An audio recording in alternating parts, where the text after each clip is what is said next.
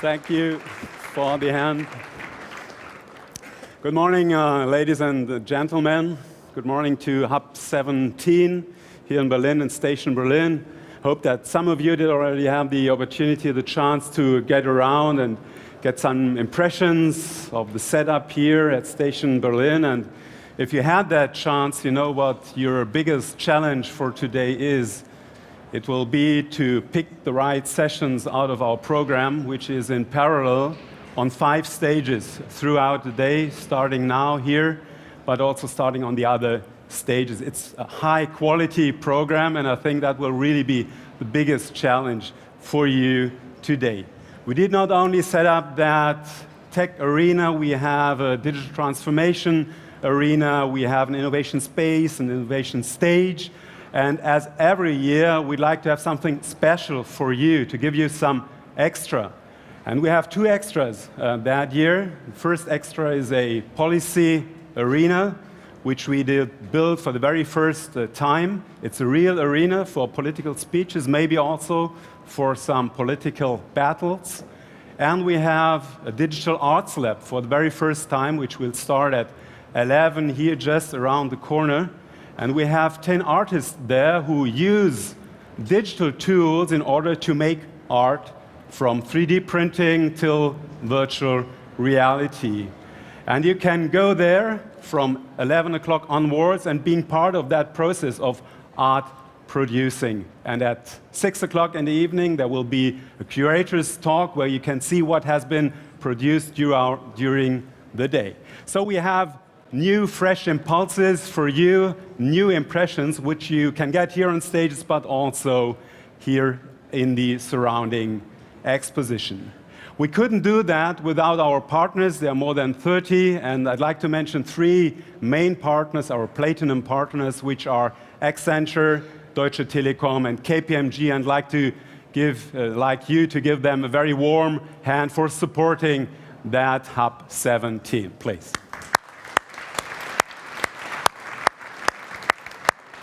In order to stay tuned, use our app, Hub Berlin. It gives you the full day program. You can personalize it.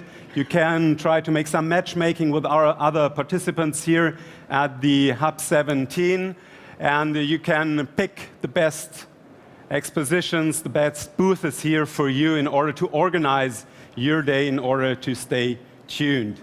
And don't keep all those informations and impressions for you. Just communicate them to the world. We have a hashtag for Twitter, which is, have a guess, Hub 17, so that you can communicate also outside from Berlin. We start our 2 days program with the new president of Bitkom. In his very early 30s, he was running as CEO in Germany, the largest PC producer, which was at that time Siemens. There was indeed a time where Siemens was the largest PC producer in Germany. He went to Deutsche Telekom as a board member. Afterwards, he went to Microsoft, still in his 30s, running the German business. Afterwards, being corporate vice president in Seattle, responsible for the whole mobile business of Microsoft. He came back to Germany, being a board member of Bertelsmann, running, restructuring as CEO the global business of a 70,000 employees company, which is Avato. And today, he is one of the most important investors in the German and European tech startup scene, being an operating partner of General Atlantic. Moreover, he is a member, sometimes also a chairman of the supervisory boards of very interesting companies. One is Allianz, the other one is Giesecke & Devrient. Another one is Control Experts, which is an insurtech company close to Cologne. And the fourth one is the largest mobility platform in Europe, which is not Uber, it's Flixbus. Please give a very warm welcome to Bitkom's new president, to Achim Berg.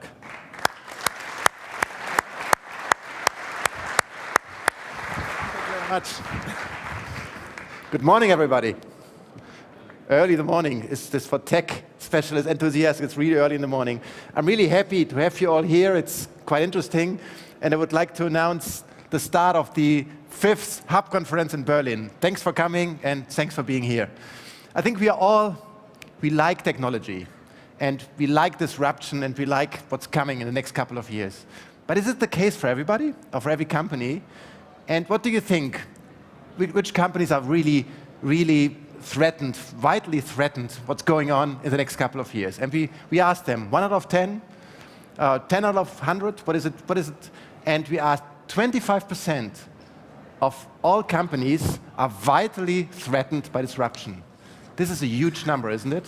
And I think that's one reason why we should talk here, should discuss here, and should think how we can help everybody to understand what's going on the next couple of years. And but why their fear? Why they're afraid of new technologies? This is something we should discuss today, and we should ask ourselves how we can help them. And we are here to help these companies. We are here to help everybody to understand, politicians, scientists, policymakers, to understand it's much better.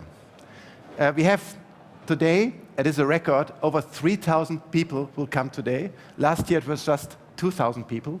You see the interest is huge here, and we have so many different, we have global players, startups, hidden champions, CEOs, CIOs. We have policymakers, journalists, scientists, and researchers. Many, many people are here to understand and discuss with all of you what's going on the next couple of years. And we expect roughly 50 hours of discussion here, and 50 hours and we have 5 interactive stages, 180 speakers and keynotes and discussions and interviews. That's really impressive, isn't it? And it looks like that we have 5 fairs, 5 conferences in only one. And this is something we are really proud of, and I think it's a good idea to start this. And we have many people here. We talk about disruptors in the industry, in mobility, in aviation, in health, in banking, in finance, in production. And I think the themes what we're talking about is all about artificial intelligence, blockchain, 3D printing, bioinformatics, and virtual reality. And this potential of these industries is quite huge. And we need to understand how that's revolutionized the whole business the next couple of years, and maybe to change our life, or maybe it has already changed our life a lot. If we go back, should we go back just 10 years?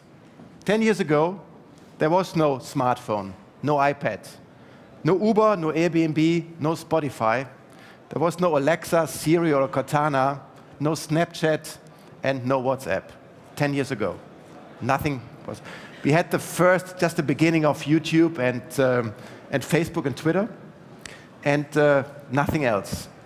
I would say this is a digital stone age just 10 years ago.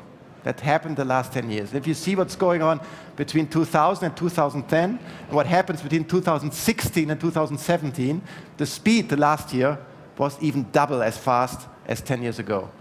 This is what we need to understand. It's not a linear development. It's an exponential development, what we're going to see here, and we need to understand this. And if you ask our teenagers, can you live without the internet? 80% would say, no, we can't live without the internet.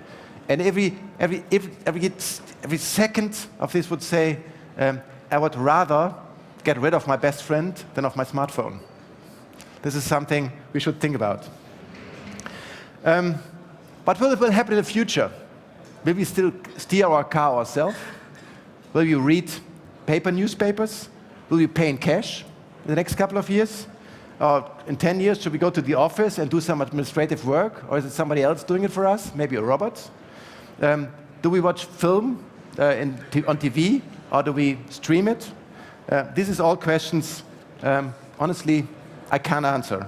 And I don't know yet what's going on the next couple of years. We can guess, but for sure we know that digitization evolves everything the next couple of years. And we are all part of this digital community here, and we all understand the community. But I would like to maybe talk about 2 examples, which I'm quite interested in. First of all, it's the mobility, and the other is the healthcare. Everybody talks about e-mobility. Everybody talks about autonomous driving. What is going on next? It's not just change the engine, the gasoline engine, an electric engine. It's not just change the tank into a battery. It's much more what will going to happen.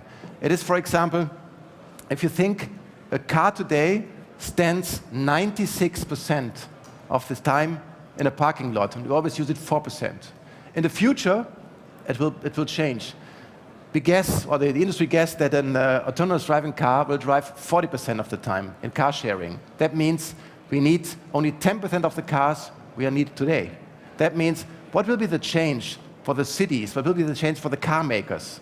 There are a lot of changes will go. What happens in the cities with all the parking lots? Is there green? Is it grass there? What will happen there? This is something we would like to discuss today, and we'd like to see what's going on. A second example is quite interesting.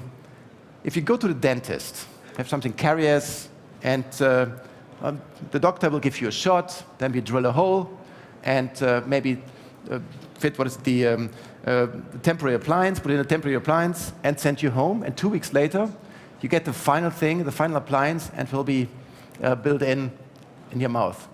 In the future, maybe it's not the future, you will go to the dentist, unfortunately, same shot, same drill, same pain, but then he will make a picture, and there's a 3D printer, and prints the appliance for you, and put it in, all done. That is just big difference. But what happens to the dental technician? We don't need them anymore. We have 3 printers there, and we don't need them anymore. Maybe I have a solution, but it is a smaller one. I just walked around the corner here in Kreuzberg, and I saw an optician, and what he is doing is he has a 3D printer and prints the frame of glasses, very specialized, very interesting one. And this is a new technology. It didn't happen before. You have very unique glasses, very unique frames, and there you see the 3D printer has different jobs. Maybe the dental technician can work there, I don't know, but this is a change in jobs, what we see. And what we all know, I don't know what's going on, but we all know is the future will be different, maybe more interesting, maybe more disruptive, but let's see. And or like the Oren Hahara put it in, he said, the electric light did not come from continuous improvements of candles. This is something, we don't want to talk about candles today. We would like to talk about disruption, rebuild, and restart. This is something we would like to be here.